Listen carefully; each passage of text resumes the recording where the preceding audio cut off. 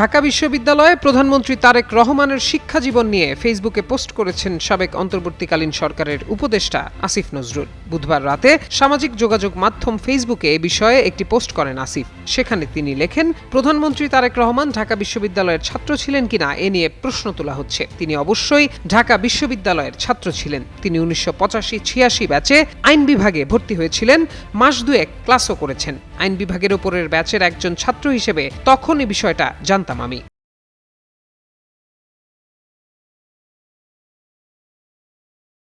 পোস্টে আসিফ উল্লেখ করেন, তারেক রহমানের সহপাঠীদের মধ্যে বেশ কয়েকজন অতি পরিচিত মানুষ রয়েছেন। সাবেক স্পিকার শিরিন শারমিন চৌধুরী, সাবেক উপদেষ্টা রিজওয়ানা হাসান, আপিল বিভাগের বর্তমান বিচারপতি ফারাহ মাহবুব তারেক রহমানের সহপাঠী ছিলেন। সাবেক এই উপদেষ্টা আরও জানান, তখন এরশাদের প্রবল শাসন ছিল দেশে। এরশাদ প্রয়াত রাষ্ট্রপতি জিয়াউর রহমানের হত্যার সঙ্গে জড়িত ছিলেন বলে অভিযোগ ছিল।